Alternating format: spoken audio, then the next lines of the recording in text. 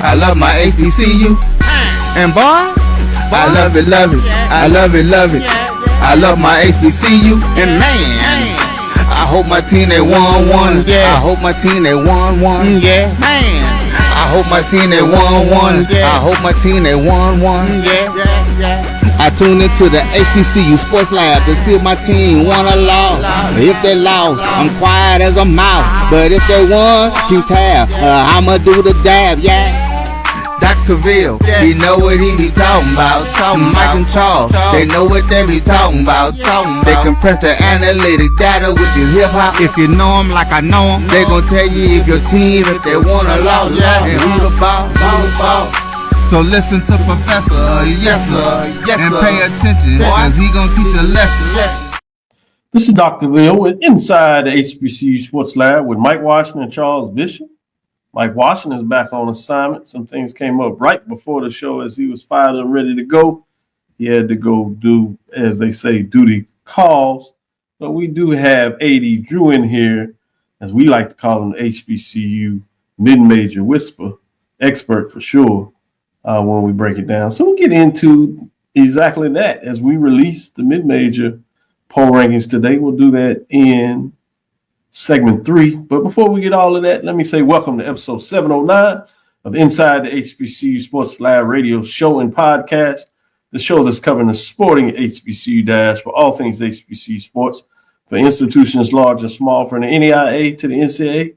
We share insights and information on the HBCU sports culture, HBCU athletic aesthetics to facilitate the story of HBCU athletic programs in the business of HBCU sports. I'm your host, Dr. Kenyatta, along with my co-host, Mike Washington, Charles Bishop. We're filming from our home studios and sending a signal live to our Case-Way 1230 AM studios with the Texas Radio Hall of Famer, multi-Hall of Famer, that is, Ralph Cooper, in the beautiful home of Texas Southern University from Houston, Texas.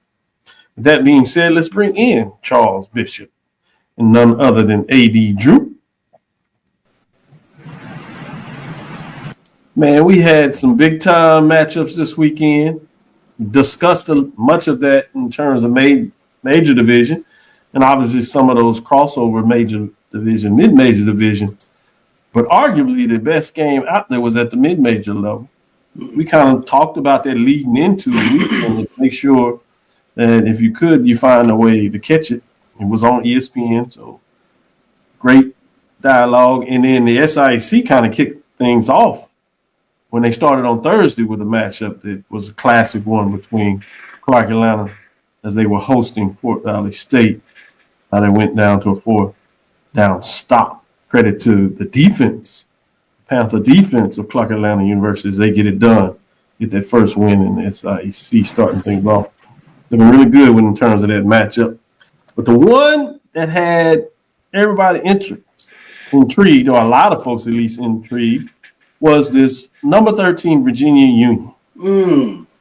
As they were hosted by Edward Waters in the inaugural Unity Classic.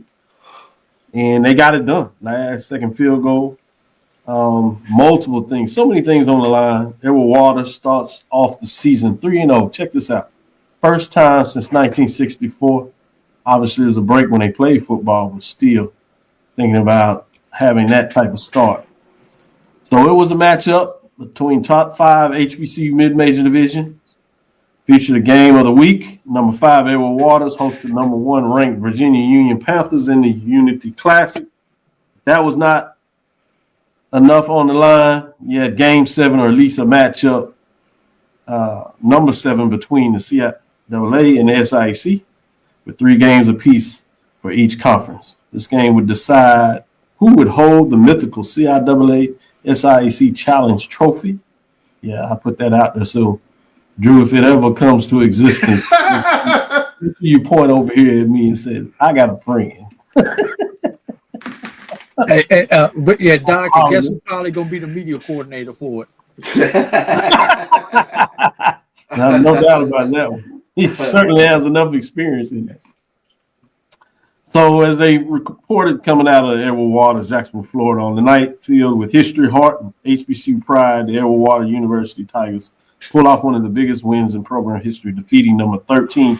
That's top 25, 13. They were number 1 in our Mid-Major ranking 41-38 in the Inaugural Unity Classic as Nathaniel Glover Community Field and Stadium. Tigers sealed the victory in a dramatic fashion on a game-winning 35-yard field goal by freshman kicker Ryan Cagney as time expired, sending the Tiger Nation into celebration and pushing EW to a 3-0 start. And as we said, first time since 1964, quarterback Noah Biden battled through the Virginia Union defense, finishing the night 20 of 35 for 303 yards passing with 1 touchdown.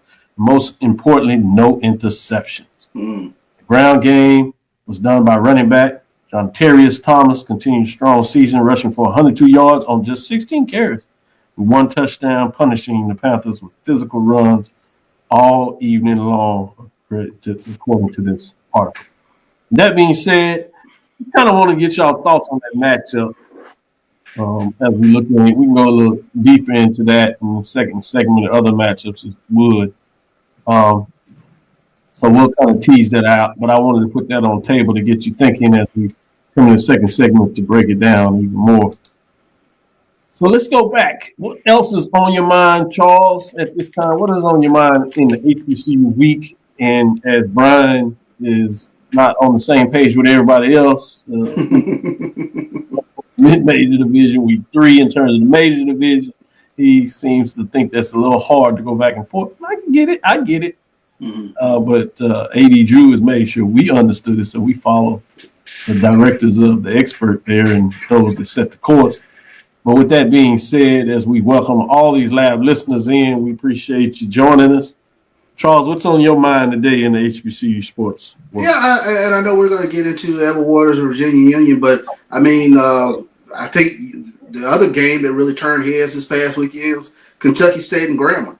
I mean, Kentucky State was hold on, pause. Knocking on the door. Just point over there at that man over there, if you would. Yeah, he called out. Maybe you told us. Continue, Charles.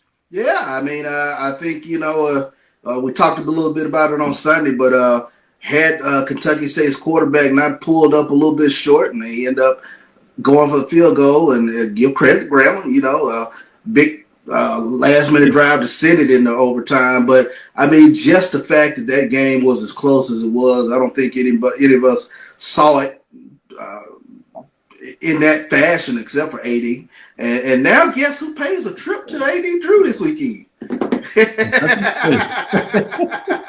Think they won't be just a little bit mad, man? Yeah, you get a upset thoroughbred coming to you. Wow. Big time. AD Drew, what's on your mind? Oh, Dr. Cavil, that is such a hard one to follow, and we're not gonna play Captain Obvious when it comes to the games. So let's just talk about the how about Florida A&M and Albany State, and what that game meant to everybody. And Albany State came out with that game much better than a lot of people thought. Albany State gave FAMU a run for their money. Quinn Gray, here's the question: was that a Quinn Gray audition? A live audition?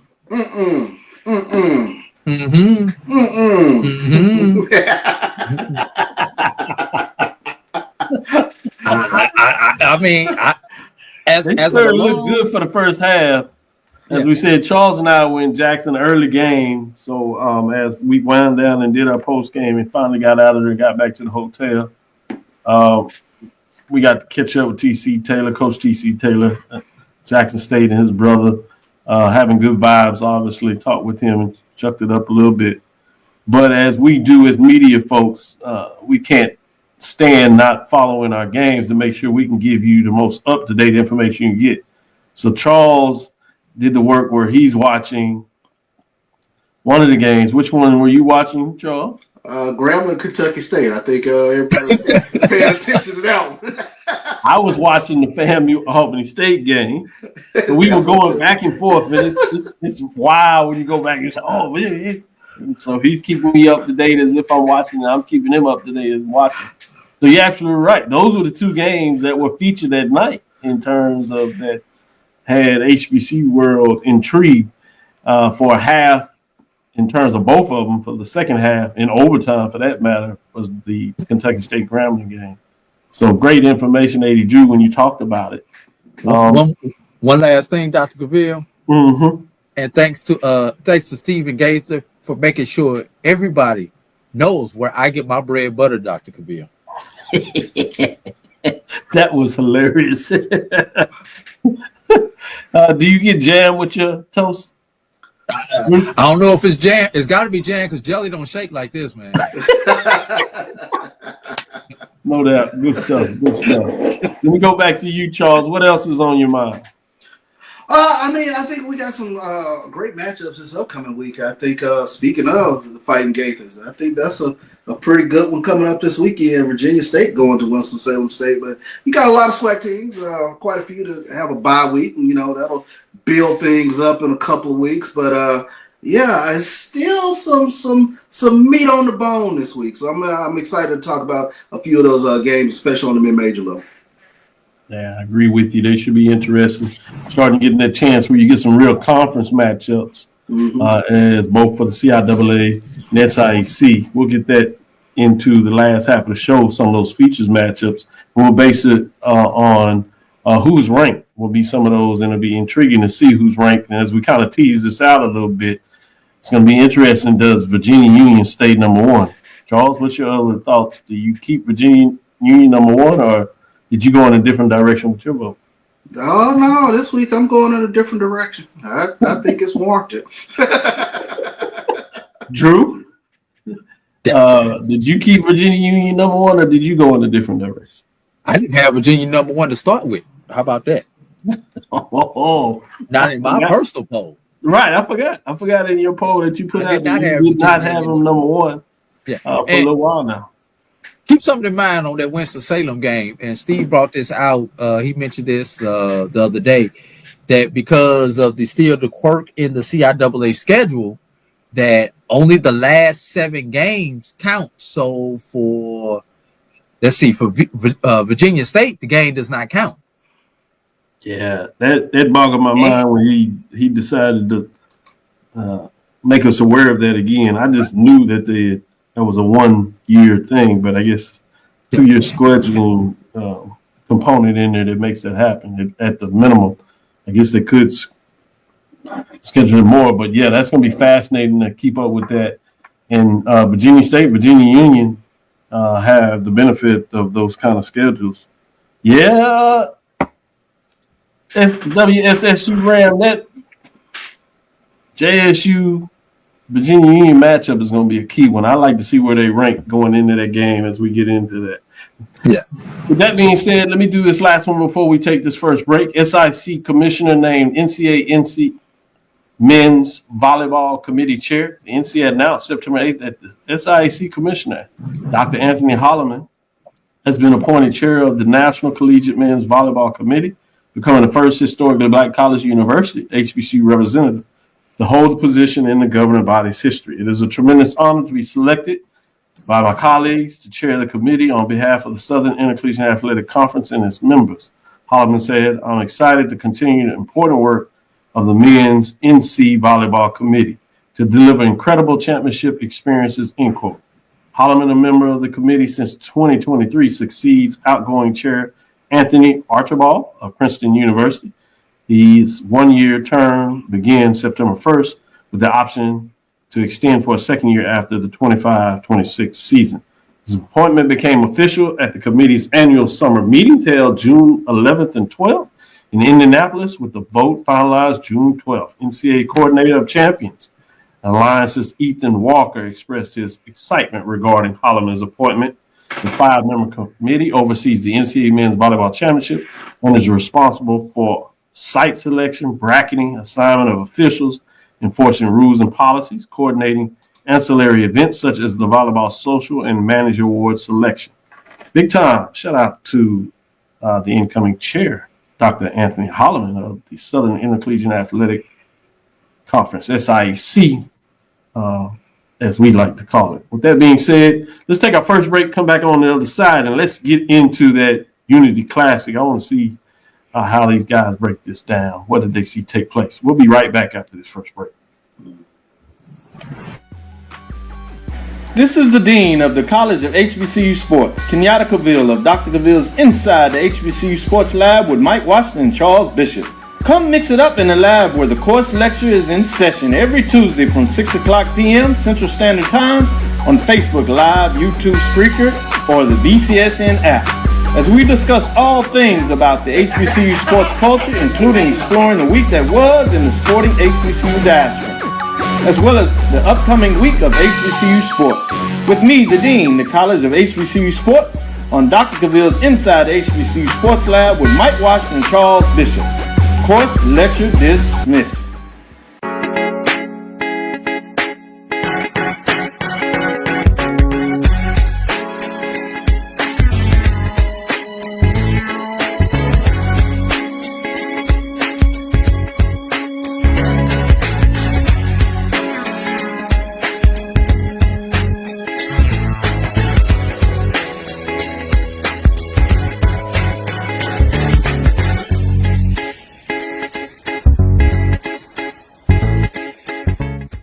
It's never too early to plant the seed, to share the tradition, and instill a sense of pride in your HBCU with your little ones.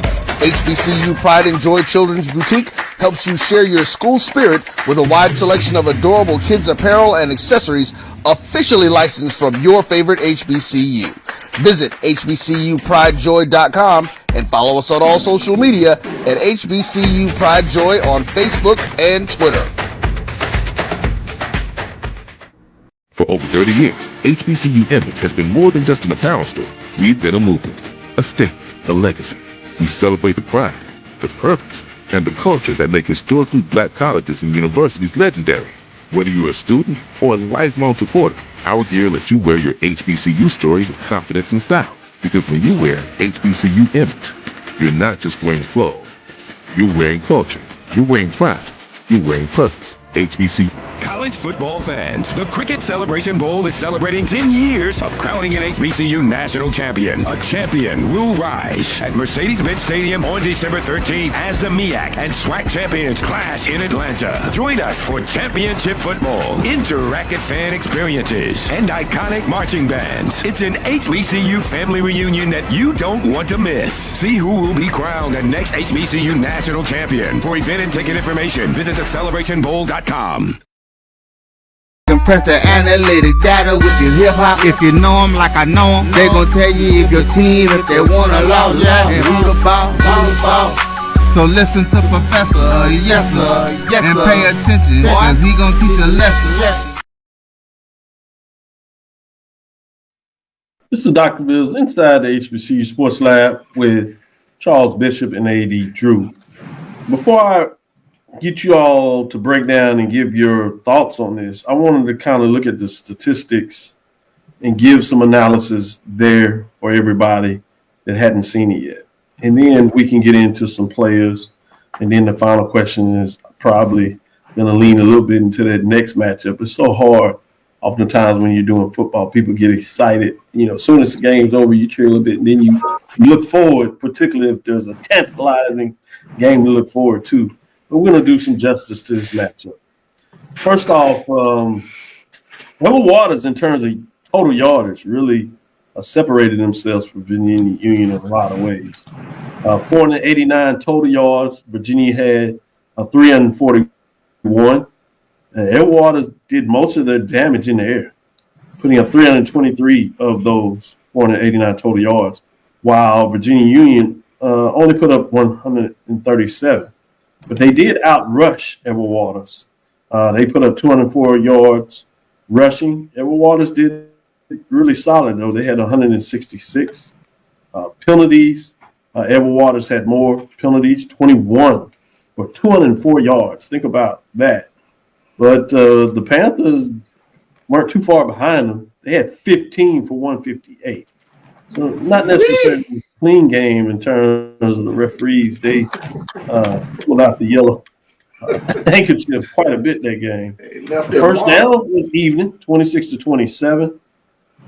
Third down was for Virginia Union, 7 of 12, while Edward Waters was 4 of 9. So a lot of big plays when you put all those yards and only needing to be able to get to third down 9 times for Edward Waters, while 12 times for Virginia Union.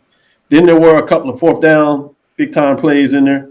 The Panthers went for it once and they were successful, while Edward Waters went for it twice and they were successful once. Even though Virginia Union had more rushing yards, it really didn't affect their ability to control the clock as they like to do in a lot of their contests. They did have the time possession, but they just edged out Edward Waters. It was literally 26 to 29-34 in terms of time.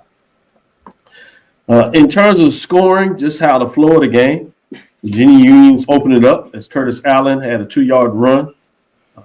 Kick was good by Myers. It was a 10-play, 76 yards on the drive that took up 6:23. Edward Waters did answer back in the second quarter as Jean Batista, I should say, had a 53-yard pass from Noah Bodden. It was just 4 plays to give you some indication that quick strike. It was over 65 yards and it took 2 minutes. Virginia Union gets back in the scoring column as they score. Curtis Allen, 12-yard run. Kick was good again by Myers. 4 plays, 65 yards. So they had the ability to have a pretty quick strike themselves, only taking 155. Edward Waters got right back into it as John Terrius Thomas had 2-yard run, but it was after 10 plays and 85 yards. This one did take a little more time as the game was knotted up with Ryan Cagney's kick, 4-12 on that. That was at the half, 14-14, getting just lathered up. Edward Waters comes back and scores another touchdown, 15-yard pass from Torrey Morrison as John Batista get into action. It was 7 plays, 82 yards, 5:45. They take a 21-14 lead. While Virginia Union answers back, they only answer back with the field goal. Brady Myers, 35-yard field goal, 10 plays, 63 yards, taking 5 minutes. A lot of time not to be able to get in the end zone, but you got to score, and they did, 21-17. Looks like Edward Waters tries to pull away as Brady Tillman had a 70-yard run. The kick was good by Ryan. 1 play, 65 yards, 40 seconds. Quick strike, 28-17. Going into the fourth quarter, Edward Waters is able to score again to really pull away, it seems, for Virginia Union. Ryan had a 37-yard field goal, 12 plays, and 32 yards to get to that field goal, and they go up 31-17. Virginia Union says, not so fast, my friend. Jeremiah Francis, 5-yard pass from Roselle R.J. Kick was good, 9 plays, 75 yards for 5 minutes and 25 seconds. So they bring the lead down to 7. They were able to stop at Waters. They get the ball back, and they are able to tie the game. A 50-yard fumble recovery is what did it. Lumumba Howard gets it done. It's good. It's tied at 31-31. This is when the action really gets going. 3:50 left in the game. Kieran Jackson, 90-yard kickoff return as the Edward Waters take the lead right back, 38-31. But Virginia Union not to be undone. They are the reigning Dr. Bill's champion of 2024, coming in the season ranked number 1. They've held it for 4 straight weeks. Francis has a 23-yard pass from Roselle. 8 plays, 66 yards, ties it at 38. And as you all have heard, there was a winning kick by Ryan Cagney of 45 yards, 5 plays, 45 yards to get to that kick with 57 seconds in terms of what it took to get it done. As time expires, Edgewater Tigers knocked off top 25 team and the number 1 ranked team over the last couple of weeks. Charles, what were some key players? what were some key thoughts in terms of getting some highlights, watching parts of that, and then ultimately getting the news that Edward Water Tigers gets it done? Well, I think the big thing I mentioned going into that game, we knew Noah Biden and Curtis Allen were going to be the big names in this contest. But what jumped out to me is the fact that Edward Waters was running the football. I was really kind of going into this contest expecting Noah Biden to put up, 40 attempts, 45 attempts, something to that effect. Pass for over 300 yards. He did pass for over 300 yards, but John Terry Thomas, 97 yards on 16 carries. Brady Tillman had another 70 yards. I did not expect to see Edward Waters with some semblance of some balance in this game. So kudos to them, especially. I'm thinking in my head, Air Dooley. So I was looking at basically, Noah Biden putting up quite a few pass attempts. And when I looked at this game in the first quarter and what jumped out 7-0 in that 6-minute drive. So in my head, I'm thinking this is what the game is going to kind of look like in terms of Virginia Union pounding the football and keeping that high-octane offense off the field, but it turns into a shootout. So I really wasn't expecting the score to be anywhere near what it was. It did turn out into a shootout. 80 Drew, what were your thoughts after the breakdown and after you read? And did you catch up on all your notes, all the work you were having to do before that? When you got to it, what were your thoughts on the game? Did it turn out like you thought? Or were there ways that were different than what you thought? It's not the fact that Edward Waters won the game. What that game got me is the oh crap. Why do I say oh crap? Morehouse's next two opponents are Kentucky State and Edward Waters.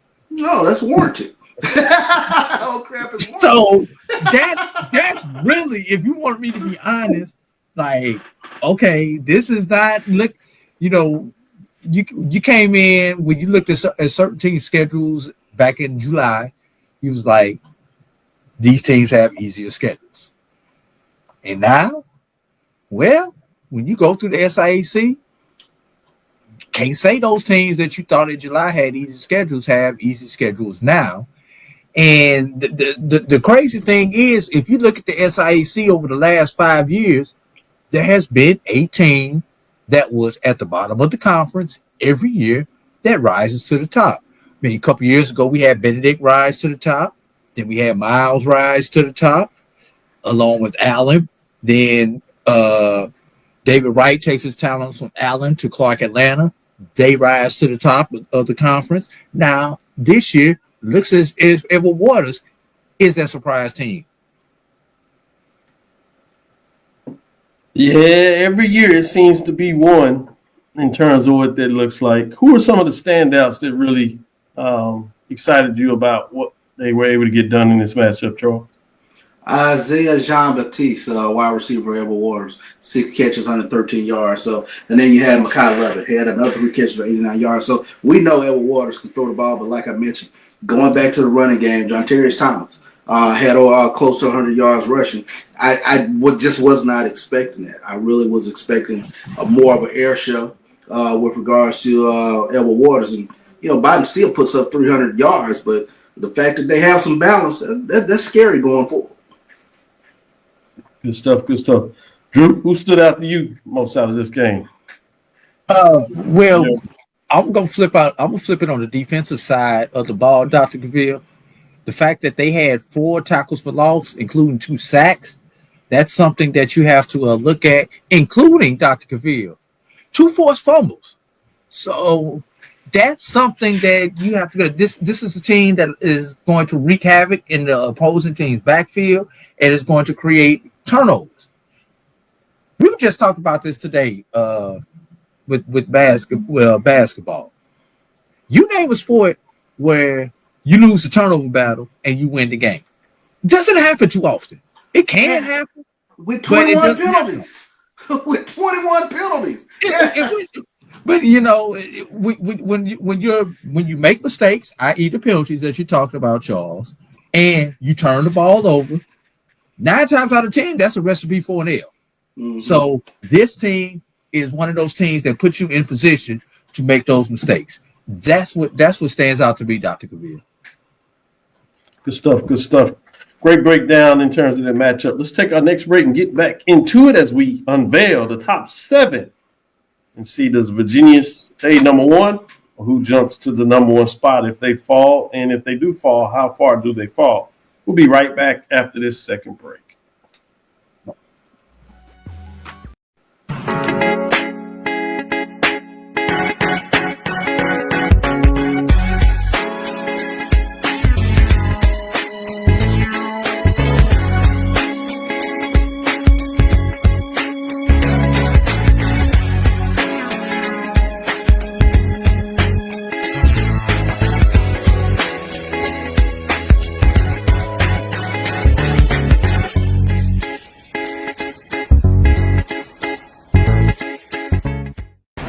Football fans, the Cricket Celebration Bowl is celebrating 10 years of crowning an HBCU national champion. A champion will rise at Mercedes-Benz Stadium on December 13th as the MEAC and SWAC champions clash in Atlanta. Join us for championship football, interactive fan experiences, and iconic marching bands. It's an HBCU family reunion that you don't want to miss. See who will be crowned the next HBCU national champion. For event and ticket information, visit thecelebrationbowl.com.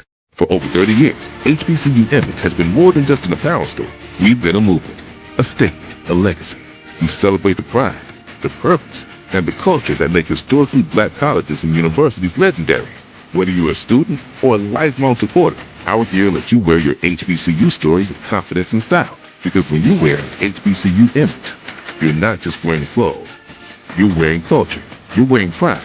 You're wearing purpose. HBCU. With over 25 years of serving our communities, Destiny Financial Services, a division of Global Life, is here to help you and your family through difficult times. From cancer care to accidental industries to cardiac care, we all know that there are times that you can't control what happens in your life, but you can be prepared to weather the storm when it comes. Call DFS at 877-300-8269 or visit the website at www.globelifeinsurance.com. That is 877-300-8269, or again, the website at www.globelifeinsurance.com. ESPN Events presents Red Lobster Band of the Year, a title reserved for elite HBCU marching bands. A season-long competition that culminates in Atlanta on Friday, December 12th. Drum majors, percussion, drill, auxiliaries, musicality. All aspects will be examined by the toughest judges in the world of college bands. 4 will qualify for the big stage, where national champions will be crowned. Follow us on social media for rankings updates throughout the season. And join us in Atlanta on December 12th. For event and ticket information, visit bandoftheyear.com. Compress the analytic data with your hip-hop. If you know them like I know them, they gon' tell you if your team, if they wanna lose, and who the ball. So listen to Professor, yes sir, and pay attention, cause he gon' teach a lesson.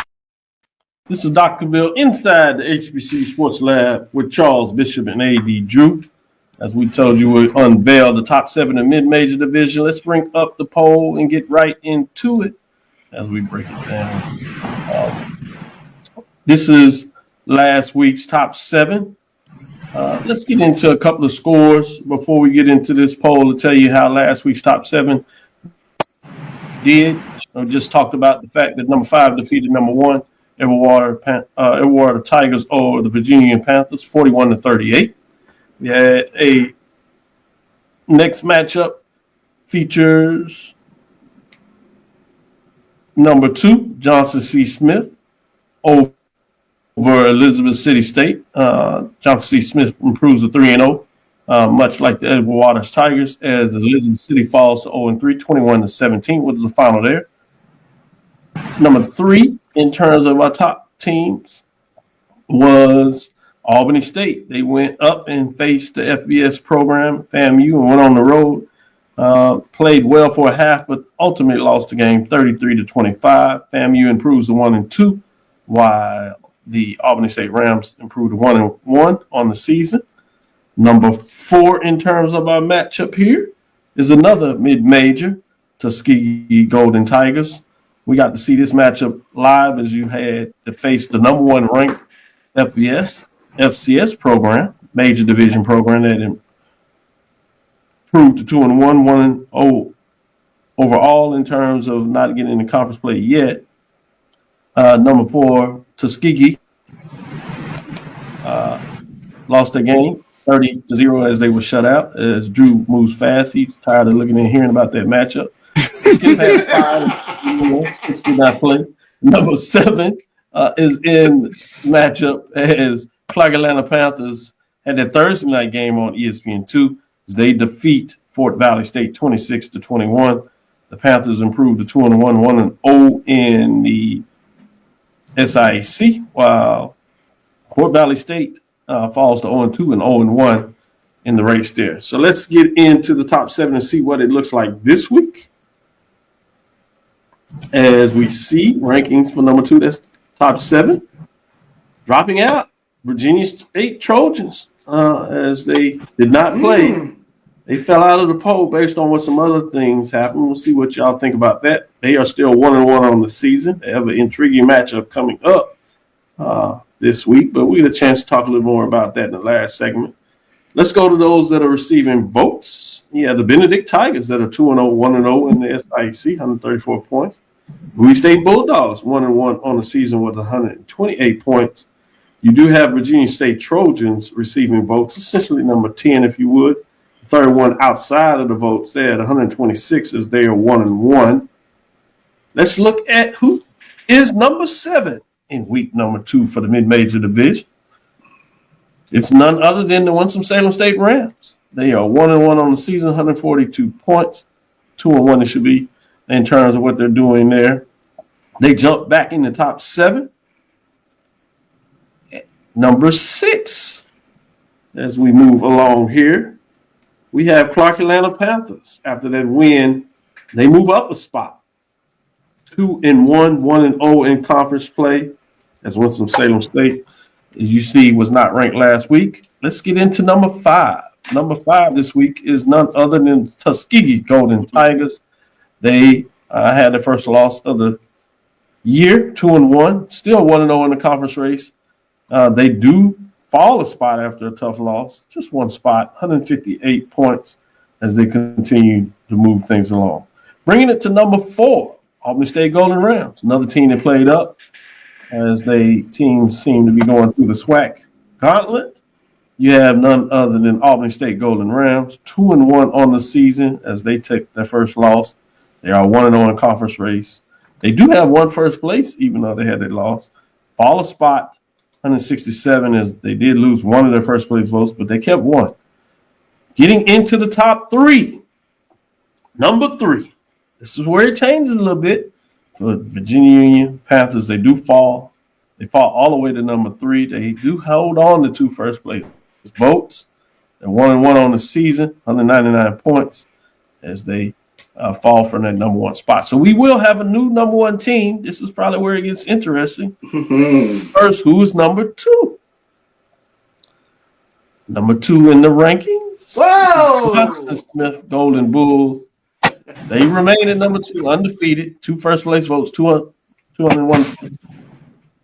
Bringing us number 2. So as you could probably add it up and imagine, the new number 1 team just defeated the previous number 1 team, none other than Edgewater Tigers, 3-0, 2-0 in terms of the conference race. 3 first place vote, just edging out Johnson C. Smith in terms of the votes and in terms of the points, 211 to 209. They move all the way up from the number 1 spot, and first time in a long time, not only are they undefeated 3-0 since the 60s, they jump all the way to the number 1 ranking. They haven't been number 1 ranked in my poll rank since I've started doing this. So credit to the Edgewater Tigers as they get the number 1 spot. The question is, how long can they keep it? That's one question. But more importantly, let's go to 80 Drew and get his thoughts in terms of the top 7. You said Virginia Union didn't have your number 1 vote. They're still not number 1, even in this poll rankings. But what do you think in the top 7? I'm speechless, Dr. Cavil. Never have heard that. Let me think this one through. You got a Johnson C. Smith team who beats nationally ranked Valdosta State, defending national runner-up Valdosta State. You got a Everett Waters team who defeated the defending HBCU national champion, who lost to Valdosta State last year. And you're going to rank that win ahead of Johnson C. Smith? Help me understand this one, Charles, because I don't get it. Well, I voted number one. In a week-to-week, just for full disclosure, I had Johnson C. 1, Everett Waters 2, Albany 3, and Union 4. In a week-to-week poll, Johnson C. showed a little chink in the armor versus Elizabeth City State. Maybe that influenced the poll this week. Because after coming off of that big win over Valdosta State, maybe it was a little bit of a hangover. Maybe they opened the door for Edward Waters. Maybe. Yeah, I think as you said, week to week is how you look at it. And there's a lot of different ways. I'm not saying that, AD Drew, your points that you made are incorrect. I think they're very valid. Let me put that out there first. But Valdosta State had that loss. They come back and they beat Shawan 56-3 this week. You get credit for that win in terms of what they got done. So fascinating there. But you also had Johnson C. Smith and had a tough game in terms of the matchup this past weekend. So there's a question in terms of just how well they're playing. Again, things will play out and we'll get to see what it looks like. But I think a lot of it is you take Virginia Union, that was the number one team, and I know you didn't see them as the number one team. So I think that makes a difference too in regards to who you beat, where you beat them at, what does that look like. So good points, good questions. We'll see what Charles has to say. What do you think in terms of the top set? I'm firmly in your corner, AD, because I didn't see this. I thought Johnson C. Smith would continue to hold on to that number one spot. Big win from Edward Waters, but maybe it was a chink in the armor this past week for the Golden Bulls that dropped them to number 2. So, I could go with that argument. I think one of the interesting ones that at least sets it up for me this week is a good 2 versus 3 matchup in terms of Johnson C. Smith and Virginia Union. So I'm looking forward to that game this particular week. In Tuskegee, Benedict hadn't been scored on yet, so that'll be interesting with regards to Tuskegee sitting at 5 to see if Benedict can work their way into the top 7 on next week. Yeah, it's a lot of good matchups going around, and it'll be set up. We'll see. We'll have some top 10 type matchups all week in regards to the poll rankings. It'll be interesting to see what the lab listeners think in terms of the poll rankings this week. And we'll see week to week what changes next week in this top 7. With that being said, let's take a last break, come back on the other side, and get back into it and talk about some of these matchups coming up this week, especially since both Charles and AD Drew don't like the top 7. I can't believe you all don't see Edward Waters as the number 1 team. No disrespect to Edward Waters. Yeah, some biasness out there. The SIAC did beat the CIAA 4-3, and y'all still have all the weight at the CIAA. Well, I see where your and maybe my bias is because Johnson C beat the snot out of us, so maybe that's my bias too. That could be a good point when you add it was that. A 45 burger, yeah. With 4 missed PATs. Oh my goodness! Wow. Well, let's talk about those matchups after we get back after this last break. You're looking for the latest information on Southern University sports, the Southwestern Athletic Conference, and HBCU athletics. There's only one place to go. Tune in to the Carlos Brown Show, exclusively on the Black College Sports Network. Planning an event? From weddings to corporate functions, CMJ Events LLC brings over 15 years of experience to make your vision a reality.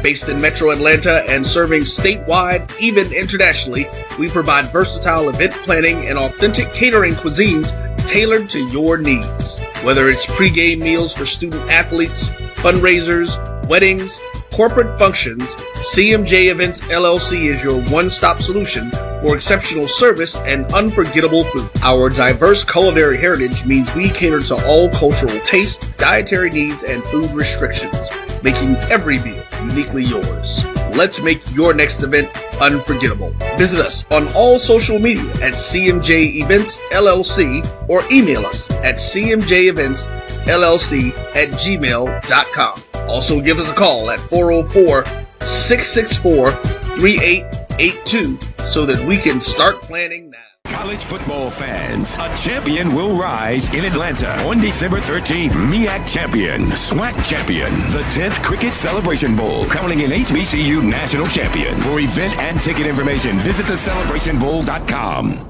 Since 2002, Empowerment Resources, Inc., a nonprofit organization, has empowered more than 1,500 youth and adults in Duval and surrounding counties. Through its programs, Journey into Womanhood, Girls Mentoring, Life Skills for Teens, and Parenting Education Coaching. To get involved with programs, volunteer, or donate, visit www.empowermentresourcesinc.org. Follow us on social media, facebook.com/empowerment.resources and instagram.com/empowermentjax. For over 30 years, HBCU Image has been more than just an apparel store. We've been a movement, a statement, a legacy. We celebrate the pride, the purpose, and the culture that make historically black colleges and universities legendary. HBCU Image, a Kenny T's company. ESPN Events presents Red Lobster Band of the Year. Returning to Atlanta on December 12th, 4 bands will qualify for the big stage, where 2 national champions will be crowned. Follow us for rankings updates throughout the season, and join us on December 12th. For event and ticket information, visit bandoftheyear.com. Compress the analytic data with your hip hop. If you know them like I know them, they gon' tell you if your team, if they wanna lose, and who the ball. So listen to Professor, yes sir, and pay attention, cause he gon' teach a lesson. This is Dr. Cavil inside the HBCU Sports Lab. Let's get right back into it. Let's get in these key matchups. I have 5 matchups that I selected to you. A lot of them are amongst ranked teams. I want to see where you think about these matchups. Let's pull up these key matchups in week number 3 in the top 7 as we get going and get you all up in here. This first one features the new number 1 mid-major team, the Everwater Tigers, 3-0, 1-0, shocking everybody. They go on the road. Major Division Bethune-Cookman Wildcats, 0-3 on the season. Record-wise, you're like, hey, this could get interesting. Bethune-Cookman had a tough loss to mid-major program out of the SIAC last year. Field goal at the end of the game. Gave the game winner to Clark Atlanta Panthers. It really kicked off even more so of that rat poison than ever before, as Clark Atlanta was stating themselves to be about the football business. They ultimately played for SIAC champion, didn't get it done. But there seemed to be that they'll be right back in the mix. But this is about the Tigers, new Tiger on the block, if you would. Everwater Tigers. The Wildcats had lost last weekend on the road to South Carolina State, but they did put up a bunch of points, getting 40-some points in that matchup as they lost to the Bulldogs of South Carolina State. So I'm intrigued to see what you have to say about this matchup. A.D. Drew, can Everwaters go and get this victory for Bethune Wildcats, or will that number 1 spot be short-lived? I need a tough, hard-fought slobber knocker of a game because we got Everwaters next week. Can Everwaters do it? What a story this would be should Brian Jenkins, who 3 months ago was the number 2 man at Everwaters, take over, go into Bethune, and knock off the Wildcats. Brian Jenkins, championship coach. Brian Jenkins. How many MEAC titles did he win? 2, 3 when he was at Bethune, either outright or shared in a couple of MEAC titles. Team that defeated my beloved Rattlers 9 consecutive years. He started that off with, I believe, the first 5 or 6 were under his watch. Can they do it? Yes, they can.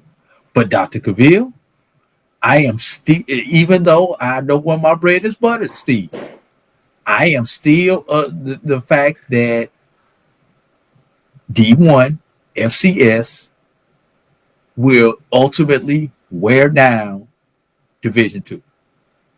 I am pulling for Edward Waters, but I am betting on Bethune-Cookman if I were a betting man.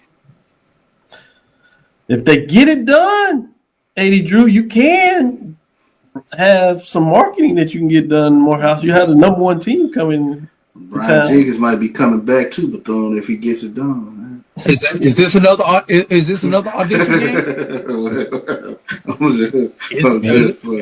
We had audition day last week, another one this week. So with that, Charles, add on a little bit. What are your thoughts in terms of this matchup?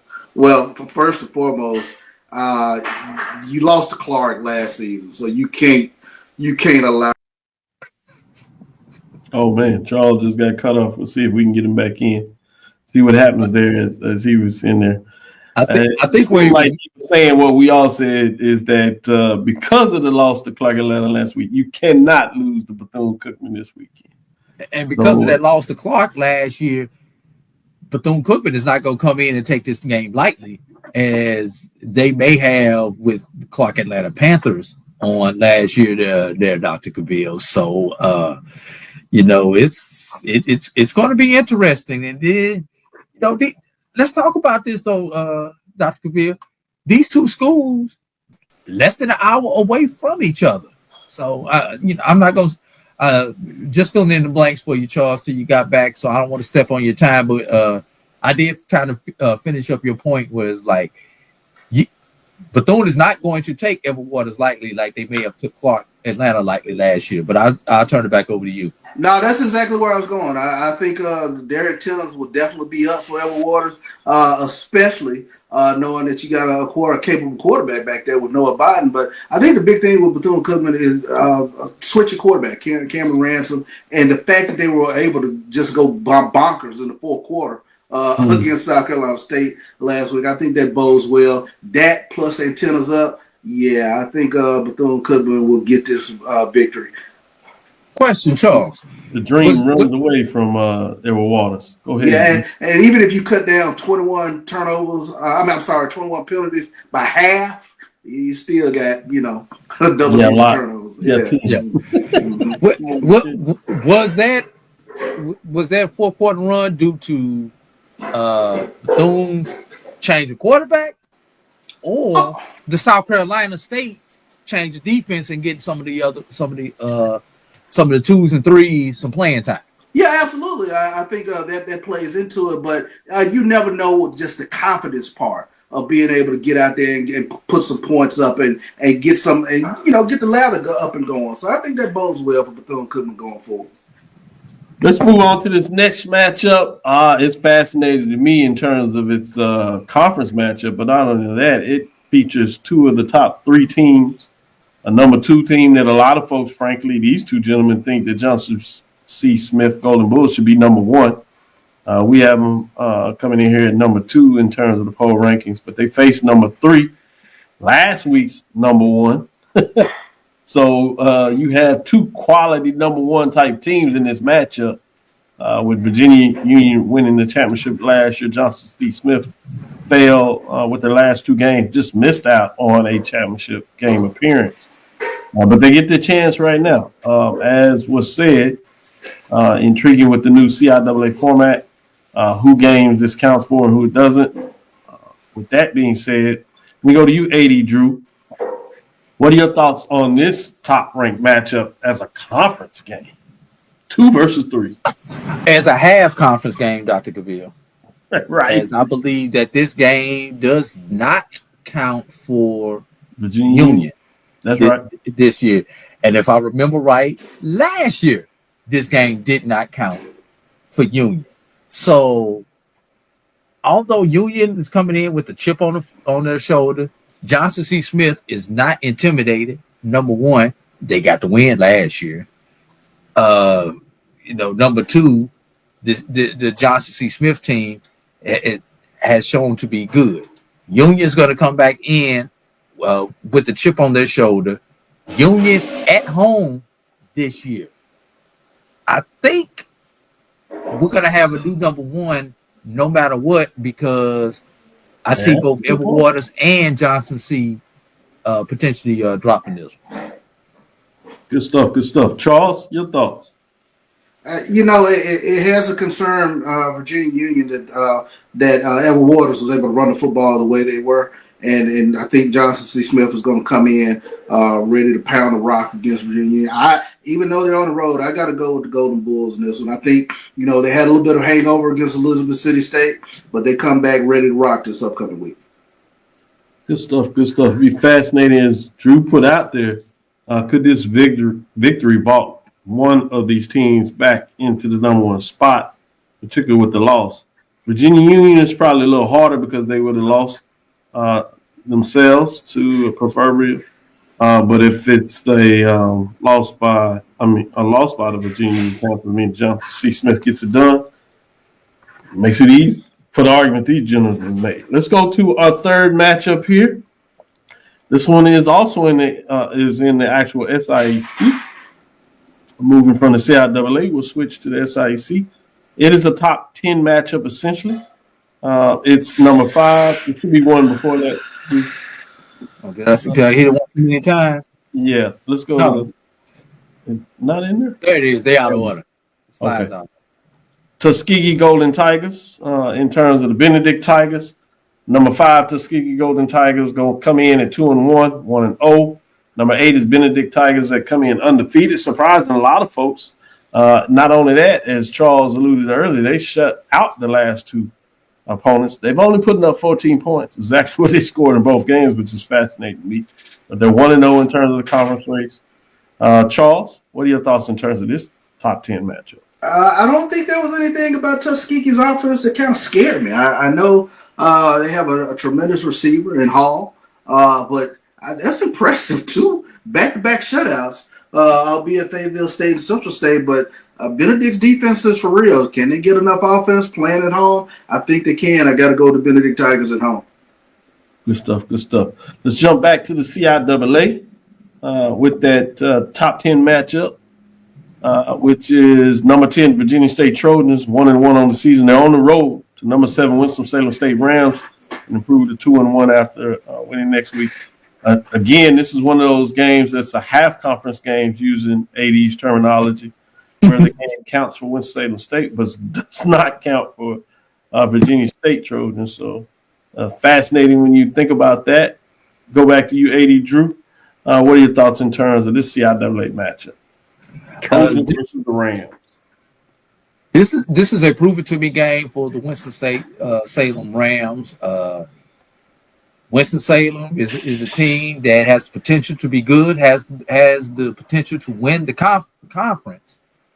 But Virginia State has been a team that has given them trouble. If I remember correctly, wasn't this one of those games also last year where the team that lost the game, it didn't hurt them because it didn't count for them. So, we got this strange quirk in the schedule again. Ironically, same week last year, same teams last year, except the location has flipped. You gotta like the Rams at home, but you can't count out the Trojans. But I'm going with the Gators on this one. There got to be a lot of pressure when you go into the game. You need it much more than the point that you don't need it. That's an intriguing way to look at it. Charles, what are your thoughts in terms of this CIAA matchup? I think AD hit the nail on the head. I think it's a prove-it-to-me game with regards to Winston-Salem State. Can we get a consistent Dalen Lee? Went 15 of 17, 251 yards and 4 touchdowns against Lincoln. I love to see another top-notch performance from the quarterback play at Winston-Salem State, and I think they can get the win, especially at home.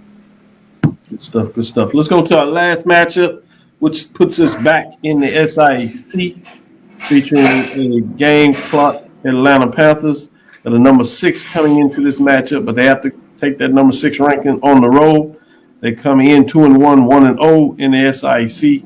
They're at Allen Yellow Jackets that are 1-2, but 1-0 in terms of conference play. So both of them obviously important in terms of the next stage of what they can get in the SIAC race. Fascinating to see. I'm going to stick with you, Charles, in regards to your thoughts on this ranking. Yeah, too much Simon down on this. I think Clark has a nice quarterback. Jackson State transfers come in, pace the offense, and they picked up right where they kind of left off last season. A good, impressive win last week, and I expect them to go on the road and get it done in Allen. Good stuff, good stuff. 80 Drew? Look, Teddy Keaton has threatened me that if I don't support him on your show, Dr. Cavil, and talk good about him, he's going to make sure that when we come over to play them this year, that he will not have a plate for me. So I need to make sure that I got my plate written, that I got my plate when I come over there. No, seriously, Clark Atlanta is seemed to be a team that's kind of plays at the level of its competition this year. They've been just, they haven't been that explosive 40, 50 point a game Clark that we saw last year, but they've been good enough to get the 2 dubs and then what potentially could have been a dub against Valdosta State. This Allen team has been good enough to compete, but has not been quite good enough to get over the hump as they have been in all 3 of their ball games. So with that being said, we're probably going to have a field goal game, but I'm leaning towards the hometown team. Good stuff, good stuff. Charles, any final thoughts on him? Oh, yeah. I'm going with Clark on this to get it done on the road. Like I said, I think Simon Down will be the catalyst, if you will, for Clark's offense for them to get it done. Good stuff. Let's leave it right there. That's the 5 matchups at the mid-major. One of them does have the number 1 team going to face a major division team. We'll see what that all turns out next week and give you those updates as we continue. Look forward to seeing you on Thursday with that. That'll do it for us. Thank you for listening inside the HBCU Sports Lab. Make sure you share our podcast with your friends and colleagues. I am Dr. Kenyatta Cavil, the Dean of HBCU Sports, coming from inside the lab in the College of HBCU Sports with Mike Watson and Charles Bishop. Again, we will hope you enjoyed the show. Thank you for listening to the Dr. Cavil inside the HBCU Sports Lab with Mike Watson and Charles Bishop every Tuesday and Thursday at 6 o'clock Central Standard Time, Sunday at 9 a.m. when we unveil the new rankings for the major division. We look forward to Thursday as we discuss the latest news in the lab. We get you set up, get you pointed on some of the key matchups, particularly at the major division. We'll look back and see what we see in terms of giving you some updates on the mid-major matchups as well. Follow me, Dr. Kenyatta Cavil, on Threads, Facebook, Instagram as DrKenyattaCavil, inside the HBCU Sports Lab 1 on Facebook, inside the HBCU Sports Lab on YouTube. Dream big, continue to move forward. We will talk with you soon. Charles? Of course. 80? Lecture. Dismiss.